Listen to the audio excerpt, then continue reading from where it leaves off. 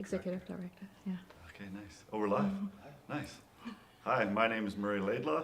My friends call me Murph. and this is episode number 2. And we're grateful to have Angela McLaren, CEO and Executive Director of the Humane Society. Yeah, thank you so much for the opportunity. Yeah. It's nice to be able to get out and have some discussions and get to meet new people. So thank you very much. Thank you. Thank you. Cheers. Cheers. Oh, yeah. I was just saying how much I love this mug. Nice. We're going to have to get another one. Yeah, and don't worry, it's a steep tea in here, so it's all Nice. good. So we would love to hear, so I've heard your story, and now I'd Okay. love for you to express it to everybody and maybe in more detail too. So I heard you're from South Africa, so I'd love to hear about your childhood. Yeah, I can take you back in time if Yes, that's where you please want to do. go. Love Yeah, to. so I was born in Johannesburg, South Africa. Grew up in a relatively, my mom's parents were Afrikaans and my dad's parents were English, and so I grew up predominantly speaking English, but I can speak Afrikaans, which is the second language. You can. I can, yeah, not as great as everyone else, but it's kind of been really great to be able to do that. My current partner, I'm trying to teach her some of the Afrikaans words. 'Cause How's I she was like, doing? yeah, I was like, she's doing great. Yeah, She actually nice. got an app and she downloaded it, but I was like, yeah, it's the best thing because you can sit in a cab and you can talk Afrikaans and nobody knows what you're saying. Yeah. It's like Yeah, and it's like kind of really only spoken in South Africa, so it's quite unique. So quite a bit different life to what I live today. And I most of my childhood I was super athletic. what sports did you play? So I was long distance, sprints, high jump, anything that was nice. athletic. I loved it. I absolutely love it. I was right up to grade 12. Was the fastest in the school. Nice. Always took pride in that. Did you cut and race? Yeah, and it was something I really loved. Played a bit of volleyball, but predominantly was a dancer. So I used to do hip hop, tap, modern ballet. Yeah, and so my brother, interestingly enough, is a ballet dancer too. So it was just something that kind of ran in the family, and I love we it. both got into it and were really good at it. And so, yeah, when I graduated high school, I studied law for 3 years. Third year of my law degree, I decided it was something I didn't want to do. Back in the day in the school system, we didn't really have career counseling, right? So you were like a lawyer, a doctor. You were given all those, I had no you're a idea. nurse. You had no idea what you really wanted to do with your life. And so, This is South Africa, where you're going to school? yeah. And I was kind of like, well, lawyer sounds great. So 3 years in, I was like, it's not something I want to do. And went to my parents and I'm like, really sorry. I know you guys have invested a lot of money into my studies, but I just don't want to do law anymore. My mom and dad were like, well, what do you want to do? So they're supportive. Yeah, we're absolutely supportive. Yeah. And so I was like, I want to be a ballroom and Latin American competitive dancer. And my parents were, if that's what you want, go and do it. Yes. Yeah, So- and So you did. I did, yeah. I ended up leaving law school. Ballet, any type of dancing, there isn't really much money in a career like that. And so I just kind of taught part-time to make some extra money. But I was like, well, what am I going to do in the meantime? I only dance at nights and I do competitions on weekends and I randomly teach. And yeah, so I decided to open up an ad agency. And that was the first time that I actually got into marketing and advertising. And it was the Nice. first time I guess I discovered that I had a bit of an entrepreneurial spirit. Yeah, you have the passion. Yeah, I had the and passion to do drive. something. Yeah, passion Where'd you to do open something. that ad agency? In Johannesburg. Okay. Yeah, and so it was kind of just my stomping ground. And So you did a lot.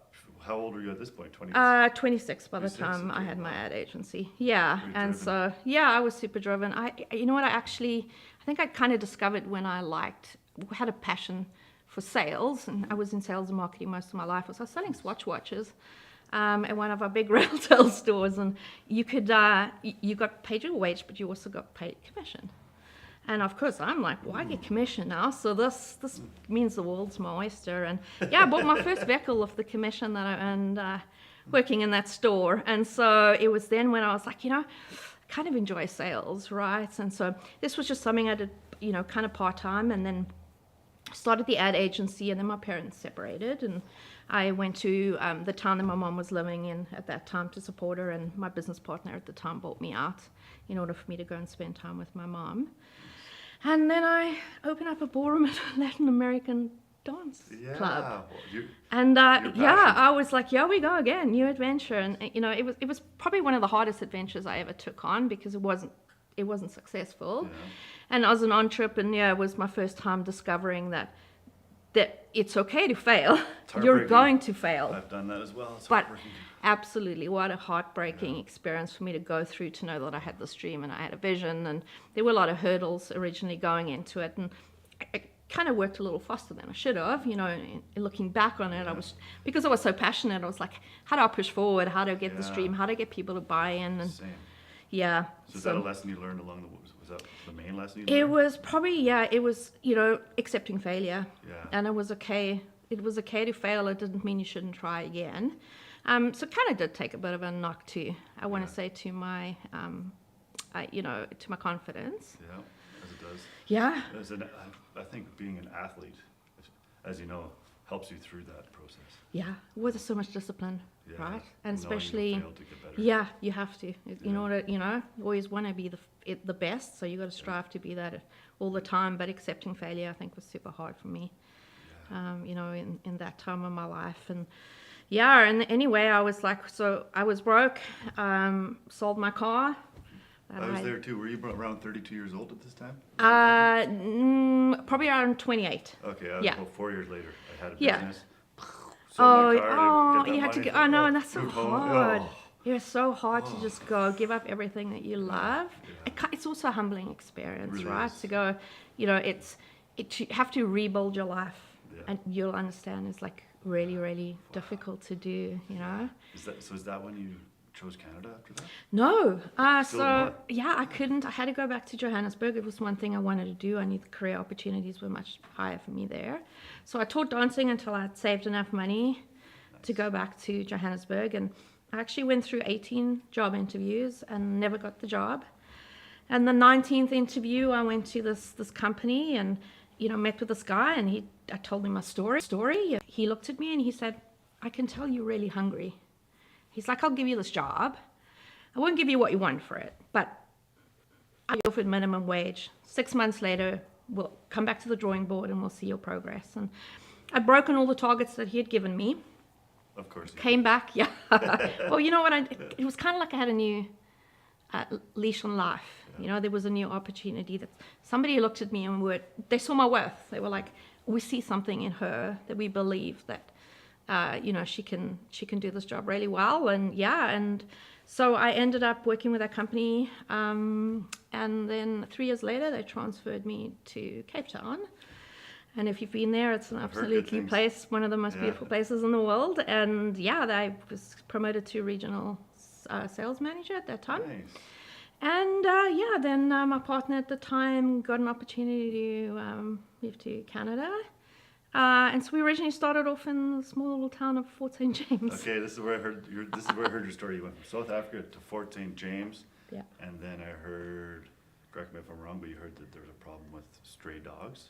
Is this how that happened? Yeah. Okay. So, first of all, going into a small town like that, from being really career oriented to now, I don't really know what I'm going to do with my life, was really a difficult time I can for me. imagine. From Cape Town to Fort St. James. Yeah, it was. I couldn't, and it looked great. You do your research, and you're like, oh, this looks like a great place to go. And Beautiful nature. yeah, absolutely, the pictures were amazing. And I remember I got there, and it was 12 o'clock at night, and the sun was still out, and I was like, what is going on here? And I was like pretty blown away at how small it was. And Yeah, I love the people there. I've met some yeah, people from just there. lovely, Yeah. lovely humans, right? Yeah. And so the next day, someone said to me, okay, well, let's go to the beach today. And I'm thinking to myself, there is an ocean. I can do this now. There's an ocean. I was so pumped. And then went to Stuart Lake. I was like, you guys call this a beach? But, and I made the best of it. And I was actually just, I'd heard some of the challenges in remote and indigenous communities around packs of dogs, and I'd seen it myself in Fort St. James, and I'd been working just front desk in a medical clinic, and one day this woman came in with a box, and she had this cat that was in distress, and she was like, I need help. And everyone's like, well, this is a clinic for people, this is not a clinic for animals. And I said to her, let me step outside with you. And I looked at the cat and I was like, this cat's not going to make it. And she was like, I don't have the money. I said, I'll pay, whatever. Oh, wow. And she said to me, I don't have a car. And I remember looking at that and going, here's somebody who really wants to help their animal, needs help, but there's just so many barriers for resources in order to be able to help them. And I never knew what happened to that cat. Still to that day, I wonder what was the outcome. I didn't have control of what that looked like, but I knew I wanted to make a difference. Oh. And so I managed to get a meeting in with Chief and Counsel up at Nakasley, and I remember standing there and thinking to myself, this is what my entire life prepared me for, was just for that moment. Because I was like, sales is something interesting, but it was just so eye-opening for me that I was like, we do so much in life that take us to where we need to be, but my entire life, it just prepared me for this moment. Well said. Yeah, and sometimes it really made me look at things a little bit differently. But they gave me $8,000 to start the Fort St. James Humane Society, and it's still in existence. They have changed its name since then, and so that was 2008. Okay, when did you move to Fort St. James? That year. So you made it. Yeah, I was like, I Nice. just can't stay at home and not do anything, right? Okay, how long did you live in Fort St. James for? 3.5 years until I joined the SPCA. Okay, so you made a difference right away and you grew it. Yeah. I mean, I knew that, Fort St. James was a stepping stone. From a career perspective, I didn't see that there was opportunity for me to really develop a career there. And I'd always loved animals. I had developed this huge passion for welfare, and I got an opportunity to work for the SPCA, and then ended up moving to Prince George. Yeah. Okay, so you moved to Prince George. Where did you move to in Prince George? Don't mind me asking, 'cause I'm from College the heart. Heights, if that helps. Okay, I'm from the heart, so. Okay, Originally, yeah, College Nice. Heights College Heights. was where we moved to. Did you love the move to Prince George? It was different. Yeah, I felt like there was a lot more people to meet, but there was a lot more to do. So I kind of felt that I could keep myself busy, but there were also opportunities for me to develop a career in animal welfare. Okay, nice. Can we push pause on this animal welfare thing for a second? Oh, absolutely. And when you're not super driven, super busy with making change, what do you do for fun? Fun. Yeah. I was hoping you weren't going to ask me Okay, that question. well, we could avoid this question. To be That honest, is fun for you, I guess. that would probably be the right answer. Is I kind of, it's my job, but it's also my passion, and Nice. there's constantly that difficulty in setting boundaries. On animals don't have office hours, so it's hard for me to have them. And so I think because I've just because I'm so passionate about it, it bleeds into every part of my life, and that has been challenging for me. So I don't really have any outside activities that I particularly invest my time in. Yeah. So you're living your passion. I'm living my passion. It's from beginning to end. I love every moment of it. I love sitting at home, Yeah, relaxing. watching Netflix, Yeah, nice. relaxing with my partner, Yeah, nice. going on some walks. I got 2 cats, so I just don't have the time for dogs, and Yeah. so I get my fix when I come to work anyway. So. Well, sounds lovely. I love to relax at nighttime too. I know, it's just like, people are like, oh, why would you want to do Netflix? It's just like, I think it's just a time for me just to, get to disconnect, I get that. watch documentaries, and Yeah. Okay, I like it. So you're living your passion, and let's dive into your passion with the SPCA. So you moved to Prince George to join the SPCA team. Yeah. And what happened after that? I started the Prince George Humane Society about 4 years after being with the SPCA.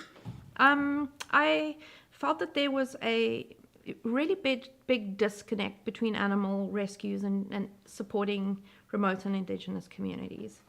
And I felt that there was a gap in how we could support. There were a lot of rescue groups, but there weren't a lot of support for remote and Indigenous communities. And so primarily that's what our focus was in the beginning. We were a very foster-based organization. Got to a point where, you tend to burn out your fosters when you use them too much. And so we opened our first shelter location a year later. It's across from where we are now, and 8 months later from that we outgrew that space, and we decided. So many animals coming in? Yeah, you know what? I think once we had a physical location, the community need became a lot greater than we had anticipated, and so we were like, hey, based on the capacity we had to help, there just wasn't enough, and so it just made sense. Okay, so you need more people to donors? Absolutely. Yeah, more donors, yeah, yes. we're always looking for fosters. Yeah, that was my stutter there. Like, Yeah. I'm trying to think of That's all good. I got you. Thank you. So more donors is key. Yeah, How many donors do you like have right now? Do you know? sorry, donors. Yeah. Yeah, it's so donors aren't as well as I, Yeah. not as much as I'd hoped it would Yeah. be. We're 100% donor funded. We always ask when we need help, but we don't constantly ask because, we do our own fundraising efforts. We don't make much of adoption fees. We do have some programs that we get some grant funding for, but they're very specific to the programs themselves and can't be used for operations. And so, we've been working, currently on, we have a lot of one-time donors, and, we see an increase when we have an injured animal or we have a rescue that we may need some extra support, but we don't have many monthly donors. Okay, well, I wish we could say we can donate, but Jeff and I have talked, and I hope this is okay to say, Jeff. We'd love to volunteer our time. if we can. Wonderful. Absolutely. So we love Yeah. our passion together is making commercials. Absolutely. So maybe we Yeah. do something That's for- wonderful. Thank Yeah. you. Yeah, people always think that donating's monetary. Yeah.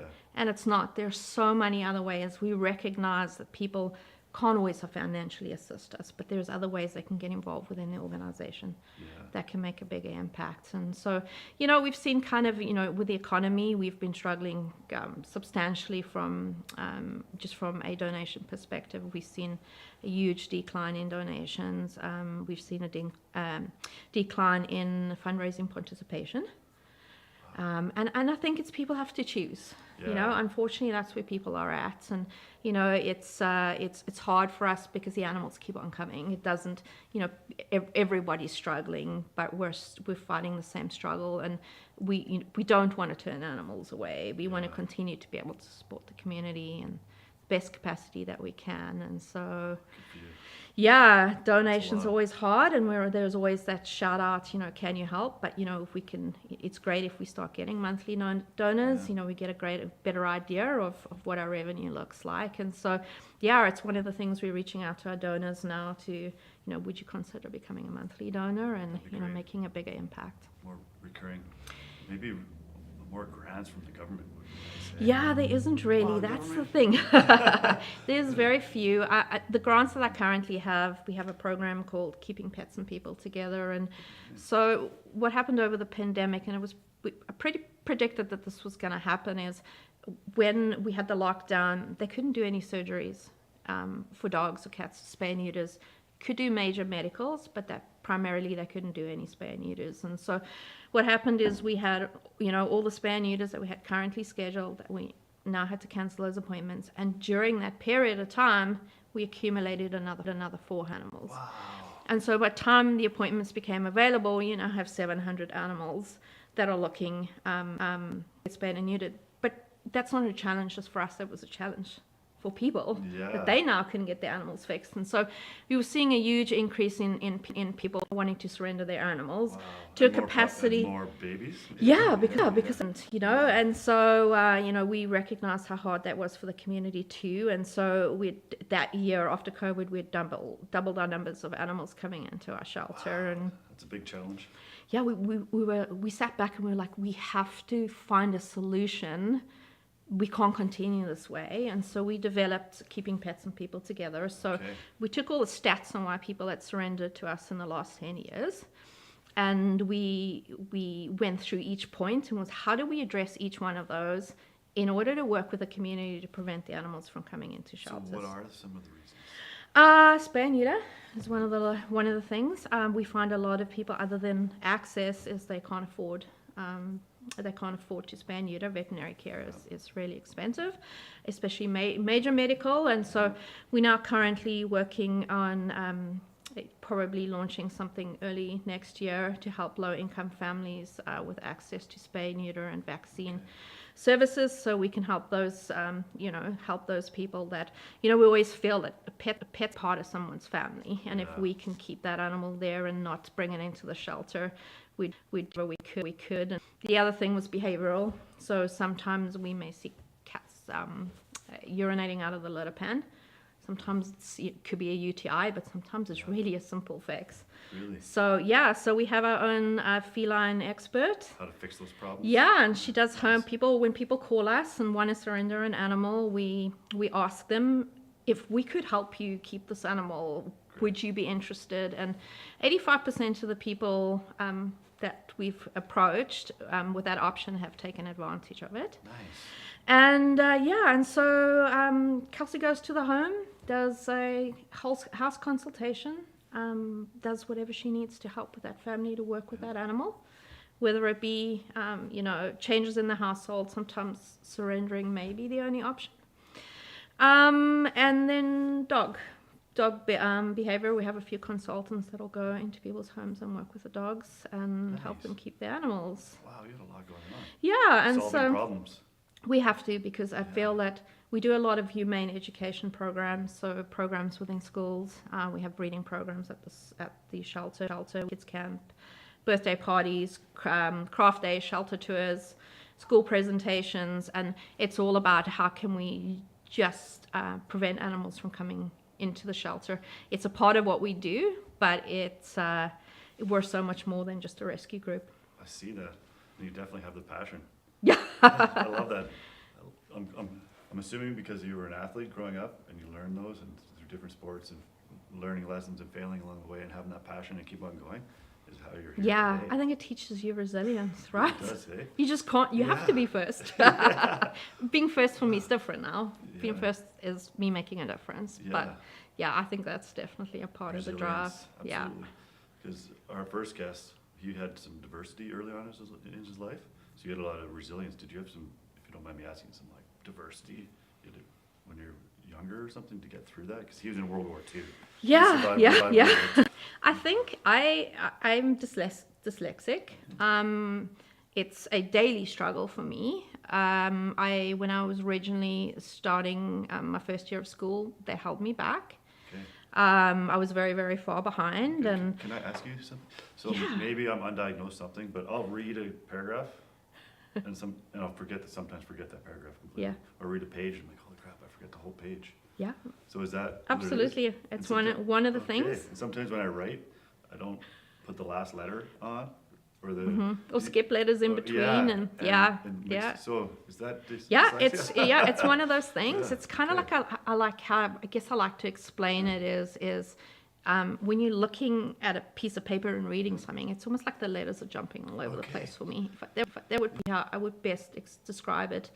And that's challenging. I always thought that, I always saw it as there was something wrong with me, instead of there were opportunities to focus on different things that were necessarily academic at that time. And so I still struggle to this day, accepting that I can't do everything. And sometimes I'm like, I have to try, and then I have to get to a point being, it's not necessarily your strength, Angela, but there's other things that you do a lot better. And superpower is what John calls it.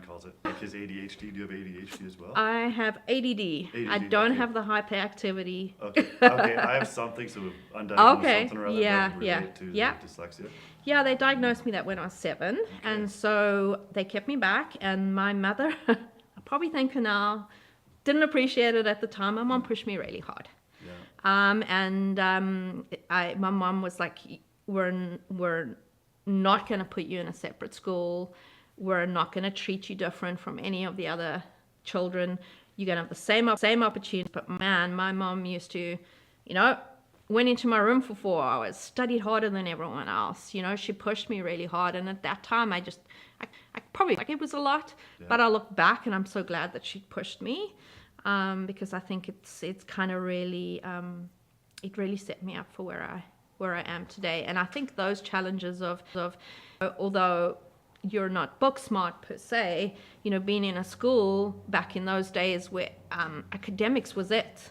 You were either great at academics, or you didn't have really much of a career opportunities. And having to live under that, you know, going to school and struggling and not studying harder than everyone else and not having the same grades and the same opportunities. And when I was in school, you have, like, when your grades, you'll have you know, so you'll have, let's say, grade 2A, B, and you actually you go according to the people that have your same grades. You know, I never got to be on the A, B, C, you know. Oh, really? They couple you according to, which doesn't make sense. No, it doesn't. But you know, it's that kind of reminding you that you're probably a little bit different from all the people that are great at academics. And I think I'd also pushed myself so hard, and I think that's what law school was. I'm going to prove that I can be academic. Did I like it? No. Did I want to spend the rest of my life struggling? Didn't want to do that either. Okay, I can relate. But it gave you the resilience and the drive. Absolutely. Wow, nice. Absolutely. And now you're here in Perch, you've grown all this, what we've just talked about, and now something about British Columbia SPCA. What's the story there? Yeah, so the animal, the BC SPCA currently have the animal shelter operations for the city of Prince George. That recently went up for bid. We just felt as an organization, based on our programs and services, we were able to better support the community. We're very about prevention. We're really about keeping, pets with their people, providing low-income services. We're locally based. Where everybody's here. We can act very quickly when the city needs our help, and we just felt that we could definitely bring something different to the table. And so we put in a bid, and we won the bid. And so 1st of January we will be taking over the animal shelter operations for the city of Prince George.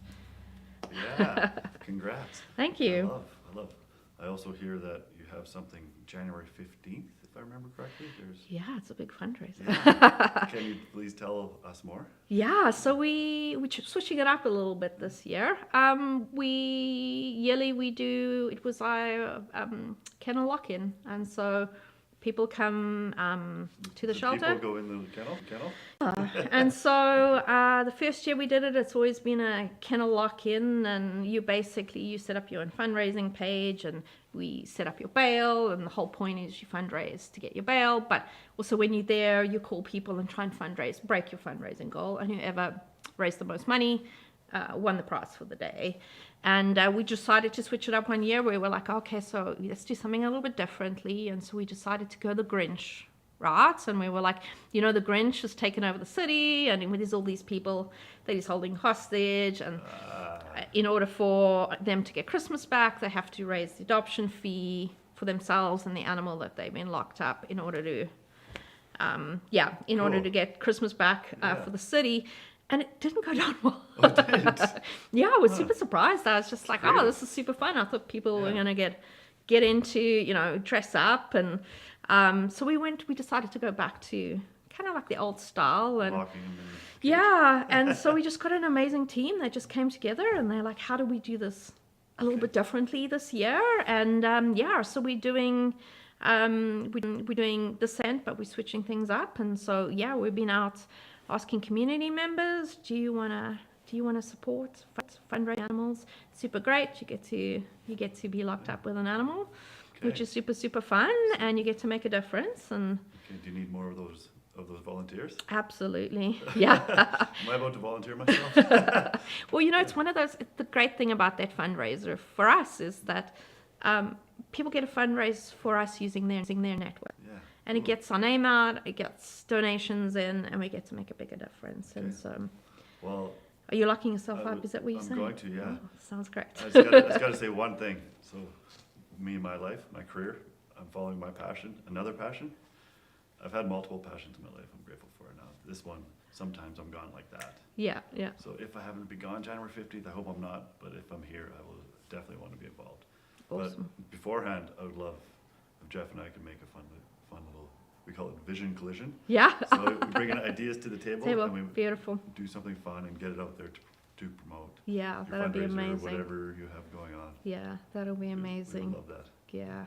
Yeah, getting the word out there, it's hard. Yeah. Sometimes you've only got social media and you know, you don't always get the reach that you're hoping with that type of marketing. So it's great if people come together and, Yes, you know. yes, especially if they're key influencers. Absolutely, yeah.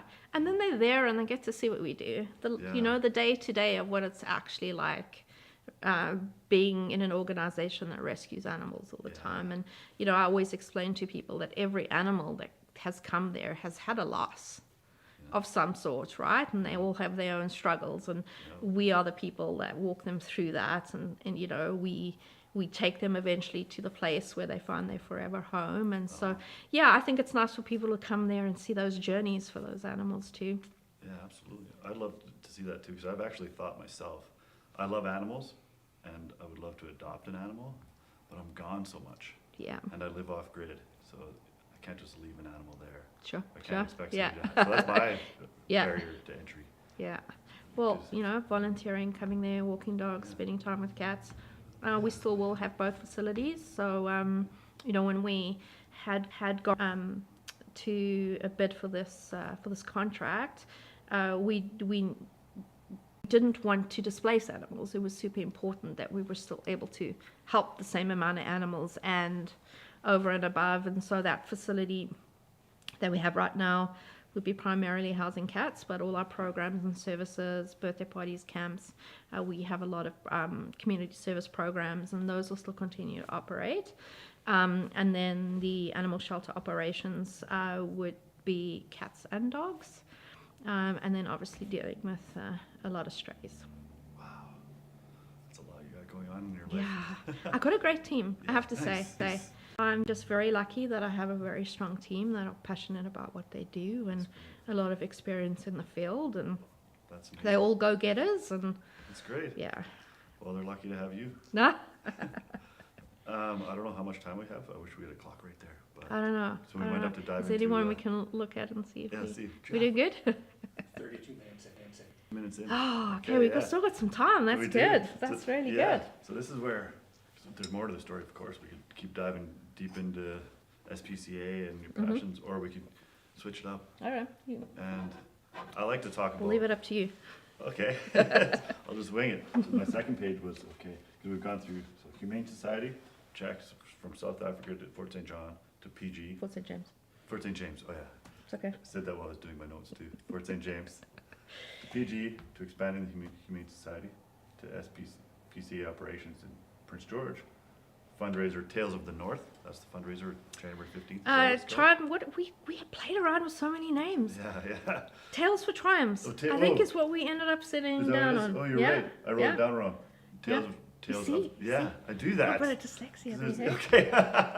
Undiagnosed. I guess I'm diagnosing it right now. I sometimes write sentences and people laugh at me at work because I just miss words in Yeah, between. Okay. And can sometimes I have to go back and read, and I'll miss like 3 words in between there. My brain worked a little bit faster than my hand did. So Okay, I can definitely relate. So writing tests when I was a kid, it would take me 2 to 3 to 4 to 5 times to even process what they're trying to ask me. Is that similar to you? yeah, I can't listen and write at the same time, and that's what I struggle at the front desk is because someone will be reading, so they'll tell me their address and I can't hear it and type it at the same time. And so the challenges that I have is that I have some limitations and some, I have to apologize and say, just can you be a little bit with me, or can you give me your driver's license so I can just take the information, or can you write it down? And so that's kind of, those are just one of the challenges around doing that. Okay, so we had Yeah. similar challenges. And terrible handwriting. I Yeah. almost failed school. Yeah. They're like, you have to work on your handwriting. And it's hard. It's like hard for me to focus to write. It's this constant concentration. So, Oh, yeah, same. And then when I go back and read it, yeah, there's missing letters and yeah, such. yeah. So you Okay. get it? I do get You it. get it? When I was kindergarten to grade 3, I was in learning disability, whatever they called it when you were young. I was in a different class. I would join the main class, but I was a class to last to work on and stuff. Yeah. But I was deaf until I was almost 3 years old. Oh, wow. I had liquid in my eardrums, so then they had to drain the fluid, but they didn't find out until I was almost 3 because I was so behind in Wow, speech. hey. So was there something like that with you, or was it mine just because I differently? Absolutely no idea why. Yeah. You know, It's a it's superpower, though. it was just you know, I was just my brother struggled. I wouldn't say as much. But yeah, there was no Okay. particular reason why. I was just at that time thought it was unfortunate. Yeah, and we didn't know about it then. I'm glad, I'm very grateful that people are more aware of it now. It would Absolutely. have been nice for us when we were kids. They used to believe that belief system you grew out of it, Yeah. which you don't. And so, you know, and there's just this, you're taking away that stigma of you're different, removing that Yeah. from people's thought processes, I think creates a lot of opportunities for people just to feel that it's okay to have, let's not even call it struggles. It's okay to be different. It's okay to Exactly. not be the best at everything. I agree. And I've met a lot of CEOs, people, so-called upper echelon people who have these struggles. Hmm. We have the resilience. We know we have our weaknesses, but we have our strengths too. Yeah. I love it. Yeah, and a lot of people don't see it because they don't work with you day to day, right? But Yeah. And if they don't, then whatever. It's not, yeah, Yes. they're real. So Tales, not Tales of the North, Tales of Triumph, January 15th, and how help.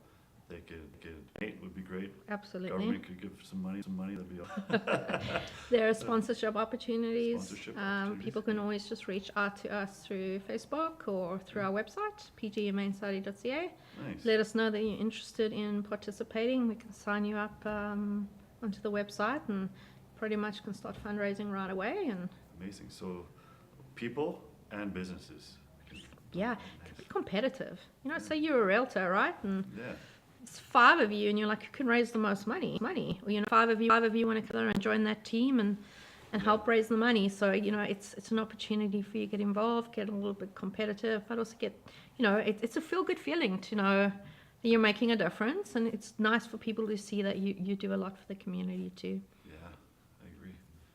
So obviously you've already done a ton for the community, and the word I have in my mind is BHAG, that Be Hairy Audacious Goal. Yeah. Obviously you've reached a lot of those in your life. Do you still have another big, hairy, audacious goal for all of this? Yeah, I'd say so. Yeah, Yeah. We have a 5-year strategic plan to open a new shelter facility. Nice. The aim with that would be to bring everything together. So have one shelter facility that's full service. So we have cats and dogs. So not the other two? No, yeah, to just bring everything Okay, together into nice. one building that we own. And to add the veterinary clinic onto eventually offering full services Nice. to low income families. And we've been working on a thrift store, just haven't found the right space. But looking to, is to add a thrift store. Thrift store. Yeah, we want to do something similar to Wraps in Richmond. They have 3, they have a low income veterinary clinic. So wraps and Wraps, yeah, Regional Animal Protection Society. Okay. And they have 3 thrift stores there. And the thrift stores raise money for people that need help with surgeries. And so they got their own show. It's called Pets and Pickers. People should go watch it. It's Pets and Pickers. Pets and Pickers, yeah. I like it. Okay. And That's yeah, a big, people will that's come. BHAG. Yeah. Yeah. I met the CEO. Great guy. So he's doing some great work there, and I love the way, you know, their approach to helping. And yeah, so people come there and they're like, I can't afford the bill. Calls the thrift store. We need help. Can you raise money? And so, you know, we were thinking of doing something really similar that we can actually really, you know, we're able lower rates for low income, but it would be great if we could subsidize Yeah. or at least cover the full cost. So Well, Prince George is very supportive of this community. They're very supportive. they're very, very supportive. So Yeah. they would definitely support that. Absolutely. Yeah, so just finding the right location. But the dream is to bring it all together and just have a facility where everything's under the same location. Love it. Yeah, Take that's it. 5 years. Got enough time. That's a good one. Well, I know you'll get there. That's Yeah. great. Cool. And can we dive a bit of I like belief systems. So I Sure. grew up with no beliefs. I was baptized, but I didn't Okay. believe in anything whatsoever. But then in my life, based on coincidences and things that's happened to me in my life, my mind's been blown, and now I have a whole different perspective. Yeah. So can you, instead of me just diving in and ask questions, can you? Sure. Tell you about my belief Yeah, system. yeah, Um, if that's okay. yeah, totally. Awesome. I was super religious my whole life. Okay, okay. I was head the Christian Association of my school, the entire high school. I wanted to be a missionary. And then I got to a point in my life where I got to discover more about myself. I figured out that I was gay. Thought it was the best thing for me because I finally felt alive for the first Yeah. time in my life. I understood who I was. Nice. Everything felt, it was a moment for me. Yeah. There was no shame. There Was was it no, hard to get past that point? no, Okay, everything made sense for me. It was a freeing moment. There was no shame for me. I didn't need to hide it from everyone. In fact, it was an opportunity for me to understand myself, but also just feel free to be who That's I great. was. How old were you when you became free? Figured it out. Yeah. 19. 19. Okay. My sister was around the same age, I believe. Okay. Yeah, 1920. And being super religious, it was not accepted. I was rather told that we need to pray for you, then we accept you. And to be honest, I never stepped back in a church ever again. Okay. Yeah. It made me, That's a hard one. the religion that I'd followed made me believe that people were always accepted and loved. And so now I'm super spiritual. Okay. I meditate and I look at life a little bit different comes to religion. And, it's maybe just soured my experience a little bit. But meditation's a huge That's thing huge. for me. Okay, I love that. 'Cause Yeah. In my notes, I went religion or faith, whatever it is. Yeah. And then I wanted to talk about meditation because, I shouldn't really speak on behalf of my sister, but she went through something similar where she's from Prince George and Okay. she came out, but she Yeah. was part of a church. And there Wow. wasn't, I don't want to say speak, but there wasn't very comforting. Absolutely. And So, I can just really resonate with that. Is Yeah, that yeah. it's super hard not having those kind of supports. So Yeah. So I remember being angry. 'Cause I Yeah. love my sister very much. Yeah. But she calmed me down. No, we're good here. We're good. All good. yeah, So yeah. then I'm spiritual as well. I love it. And so meditation for me. It's great, Yeah. hey? Yeah. You should try ice baths. You know what? Ice baths? Yeah. Yeah. Sorry, my accent's just gonna No, I confuse love it. I everyone. love it. Yeah, I love the accent. That was one Yeah. of the things I would do. I'd get up, I'd have a nice bath, and I'd get out and I'd meditate Nice. In the mornings. in the mornings. Okay, that's yeah. another one that I want to talk about, morning routine. Okay, so, Yeah, so you add a cold bath, an ice bath. Yeah, I haven't in a mornings. while, to be really honest. It is nice to do. But it was exhilarating. Yeah. It's just people are like, "Are you crazy?" I would just get in for 10 minutes, and it would change my entire day. It kind of felt like it helped a little bit with my mood. I just feel a lot more positive and just rejuvenated. And yeah, so it's a practice to kind of get Nice. back into. But I think it's just also those things kind of fall by the wayside when you get crazy busy, and so that's Yeah. something where I usually get up really early in the morning and have my tea. Yeah. Steep tea. Yeah, and then get ready. I go to the work as early as 7 so that I get stuff done. Because the minute the doors open, then people start coming to Then you the can't shelter. I focus just on- can't yeah. focus on what I need Same. to get done. And so I go do all my priority things early in the morning. And Okay. I love that. So, what type of meditation do you like to do? oh, do for I have to have a guided meditation. Okay. Dr. Joe Dispenza Yeah, is great. wonderful. Becoming supernatural? I'm Yeah, listening- yeah. I'm listening to that right now. It's super inspiring. So usually I just do a guided meditation. It's kind of I struggle. My mind goes off all Oh the yeah. time. Oh, so does mine. So a guided meditation I find kind Nice. of just really Maybe helps. I should do more of that. So I'm listening to the Joe Dispenza, but I haven't actually went back and listen to his guided Yeah. meditation. You should. He's got like his website. You can purchase them all there and just download them to your phone. He's got some really easy ones and there's some that last an hour and a half. Oh wow. But yeah, they're really inspiring That'd meditations. That'd be good for me because I'll meditate and usually it's not very long. Yeah, So I yeah. get my breath and set my intentions, and I like I have an Oprah Winfrey one. Yeah. To kind of turn to my own. So it's like grateful for everything. Absolutely. And then saying whatever, well, even my greatest imagine, here I am stuttering again. Even the greatest life I can imagine for myself pales in comparison to what you have in store for me. I don't even know what that you is, but I believe there's something.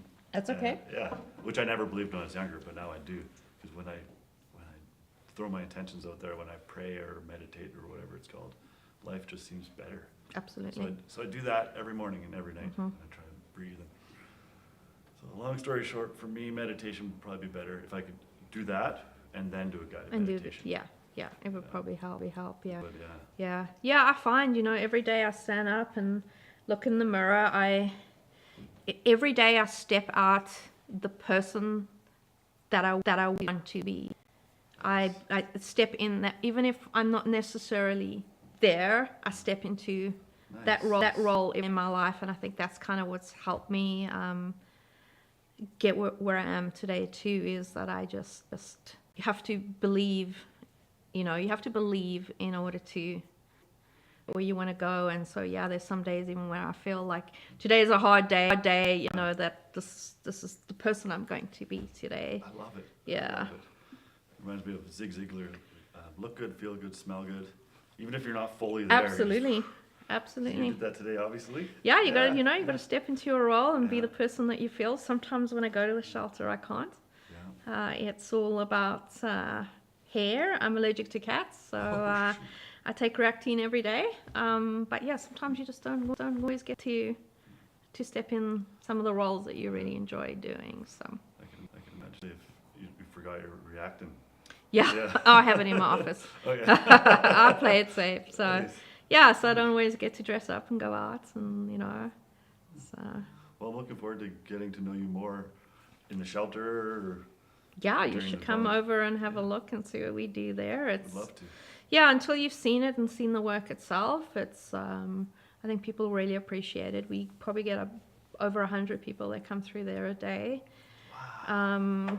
We never knew that many people would like playing with kittens and cats, and so it's just revolving, and it's great for socialization. But people just come in there all day and they cuddle with cats, and the kids come and read to the cats, which is really great, particularly kids that may be struggling.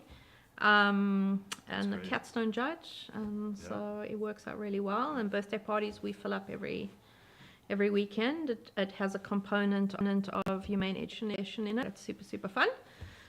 Thanks. So yeah, we just help come over, see Nice. what we do, I will. and meditation music that plays for the cats. Okay, perfect. Yeah. I'll come and meditate with the cats. You could do that. That'd be We cool. used to do those on Monday. Meditation Monday. It was cool. What's it called? Meditation Monday. Meditation. We're hoping to bring that back. It wasn't as popular as we'd hoped, but we also used to do yoga mats and kitty cats. Yoga with kitties. Yeah. Yeah. They weren't that cooperative, but we tried. They're just far too curious. Yeah, I like it. Well, if you're curious, we have 10 minutes left. So, Okay, yeah. okay. Nearing there. You got this. Exactly. It's good. It's great practice. Because I did wake up today at 7. I set my alarm. I like to wake up 3 hours before I have to do anything. So I set my alarm for 7. I was in a relationship recently, and I was waking up earlier when I was in a relationship, and I was becoming a morning person. Yeah. And now after living back in my cabin full time and being not a morning person, Aw. and so it's harder to wake up. So Yeah. I had to fake it till I made it this Oh, morning. you did it. Yeah. Thanks. I'm still You getting did it. And you look, Thanks. you look Yeah. good. So, yeah. This is a good challenge for me. So thank you. Yeah, it's nice to just be able to have a conversation with someone, We're all diverse and Yeah, you made it easy for me. yeah. Oh, good. I'm glad I did. Thanks. Thanks. So Cape Town. I was thinking about that's the first word that just popped in my mind. What to talk about? Cape Town. Okay, Tom. Yep. Okay, I know. So I have a friend. He was a male model, for 10 years, and you used to talk about Cape Town a lot when you go there in February or so. I forget exactly. Yeah, it's a good time of the year. It's pretty hot in February, Okay, but it's like a model explosion or something. yeah. There's, they actually shoot so many there. Really? Yeah, there's it's absolutely full.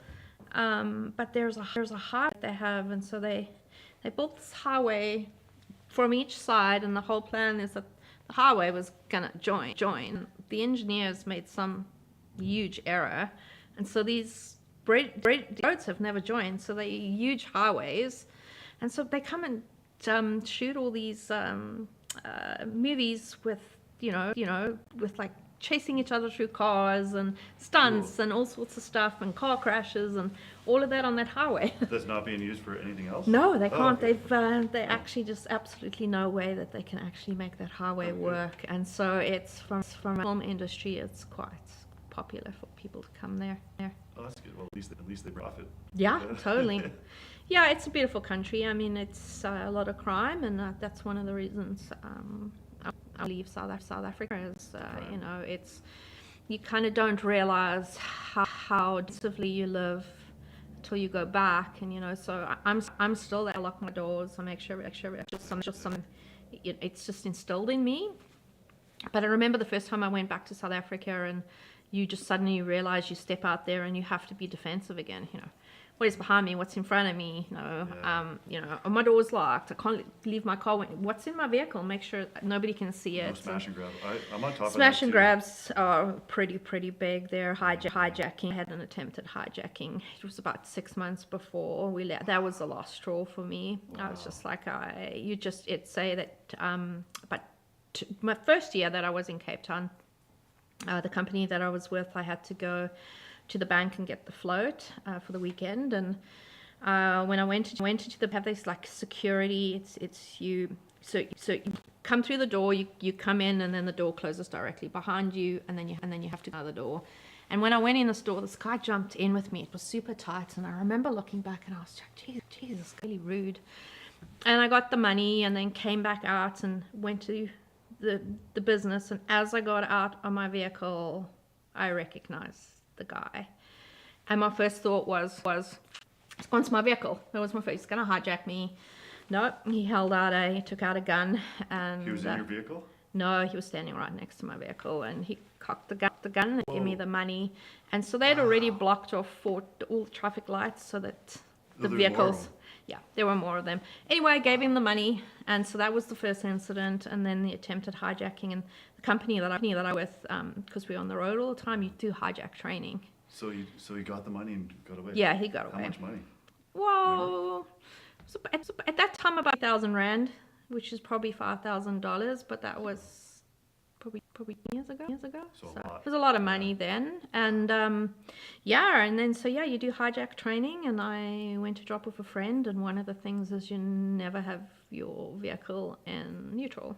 It's always in drive, and we do these checks, and when I did the check over there, I saw the guy with the gun coming to my back door. Wow. And I was like, I can't do this. Yeah. I was like, it's just waiting. Yeah. I grew up in Johannesburg, which was worse. Yeah. Wow. Because you don't know how that could have ended up, and you hear a lot of South Africans that have moved here with a lot of sad stories, and Yeah. so, but otherwise it's a beautiful country if you know what to do, what not to do. It really, really helps. I go back roughly every 3 years to see my family. Oh, that's nice. So you still have family there? Yeah, my mom and my dad and my brother. Yeah. Oh, wow. All still in South Africa. Have they ever been to Canada?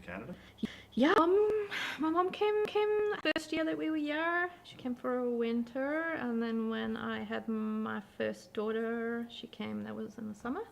Yeah. And then my dad came once, and So you have multiple daughters? Yay. Yay! I have a 12-year-old. Actually, I have a 12-year-old. I have 4 kids. 4 kids? My wife has 2 boys, and I have 2 girls. Yay.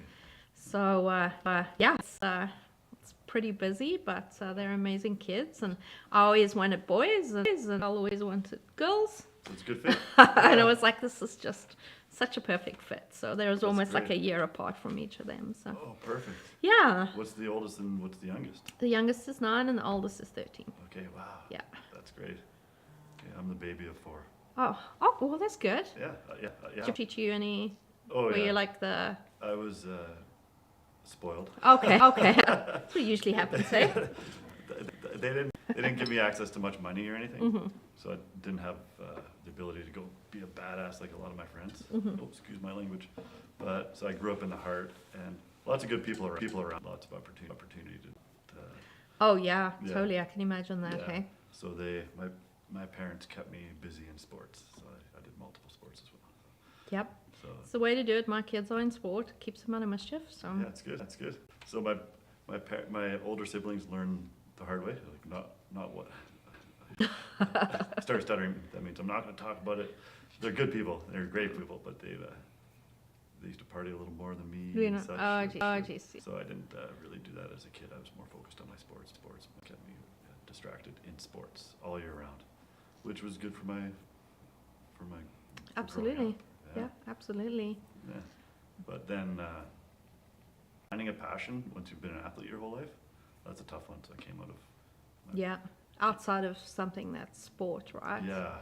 Yeah. So that's pretty neat that you've found that.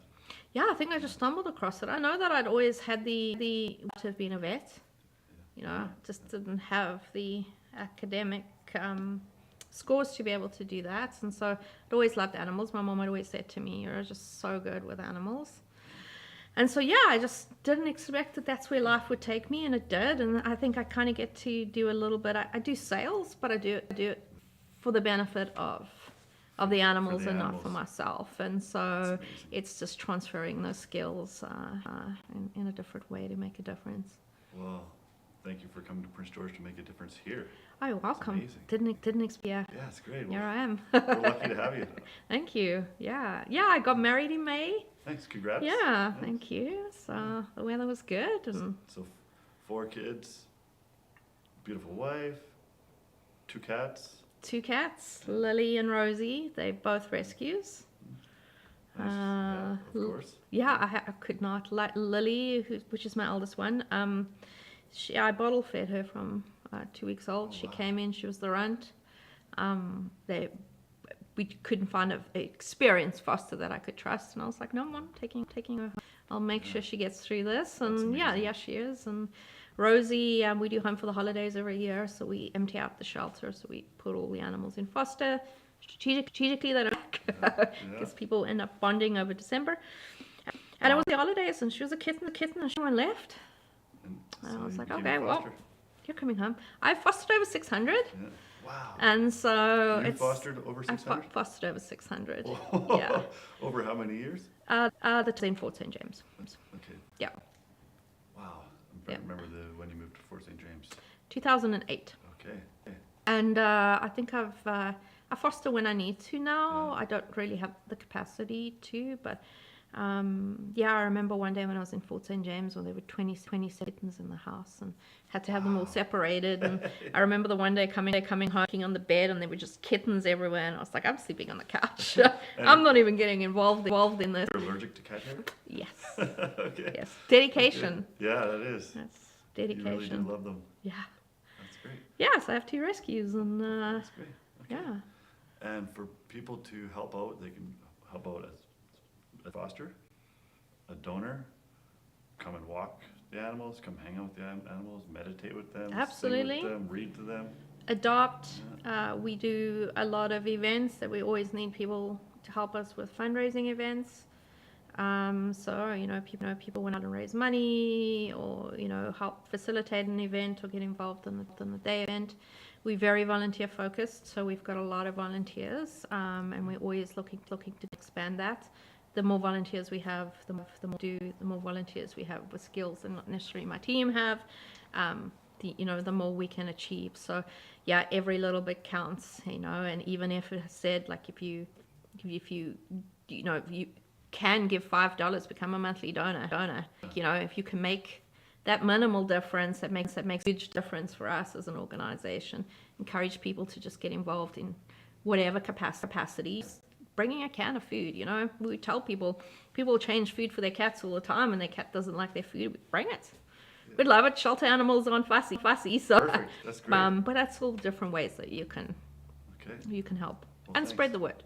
Okay. Well, that's what we'll do today. We'll spread the word, connect our social medias after this, maybe shoot it out in our community. That would be even amazing. more. Yeah, it would be absolutely amazing. That's People great. still, surprisingly enough, they confuse all the rescue groups. Yeah, And very often they think we're the SPCA, and it's also challenging around that messaging because we Yeah. do very different work, and I think, or we do get these questions around, well, we're a charity, we're transparent about how we spend our money. You can see on CRA, and a lot of people are, you got a lot of administration costs, for example, based on maybe another rescue isn't. And rescue is a big part of what we do, but prevention is such a bigger part of that. And so, we can make a difference to 1,000 animals, but if I have programs that is going to prevent thousands and thousands and thousands from coming into other shelters, doesn't mean I have less value than a rescue. That just takes animals. Trying to explain that to people, where you also have, in order for us to do that work, we have to have skilled people that have the expertise to be able to do those kind of programs. And so, I think sometimes people have to see the hands-on work yeah, to go and see the value. Rescuing is great, and telling those stories and seeing those happy endings is a beautiful part of what we do, but there's just so much more that we do and still needs to be done. And so I think the value in, visit our website. It's actually pgumanestudy.ca. We have videos on there. We tell our stories. People can get to step into a day-to-day on what it's like being part of an organization as a volunteer, as a foster. And I'd encourage people to go watch the videos that's great. and get an idea of what we do. And Okay, maybe that'll be our play. Hey, yeah, encourage people to go. We just rebuilt it, so perfect. yeah. Well, We wanted to do video because we felt that not everybody wants to read. Me being dyslexic, I don't want to read. It's a Yeah, lot for me, so it's same. nice to I like visit a video website. or audio. Yeah.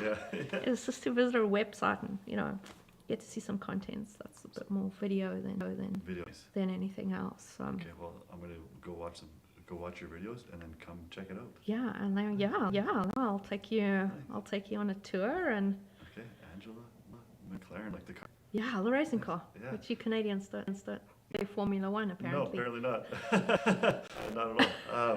Is there anything else before we wrap you'd like to? No, it's a good opportunity for me to say thank you to everyone that helps us. We couldn't do this without everyone. We couldn't do it without our fosters, our donors, our adopters, our volunteers, and so we want them to know that they're a valuable part of our organization and that we appreciate everything that they do for us. And getting out the word and joining our Facebook page will also be really helpful for PG Humane Study, and That's great. keep watching what we're doing. Well, Angela, thank you. Thank you very much. It was lovely spending time with you and getting to know you. To be continued. Yeah, that would be great. Awesome.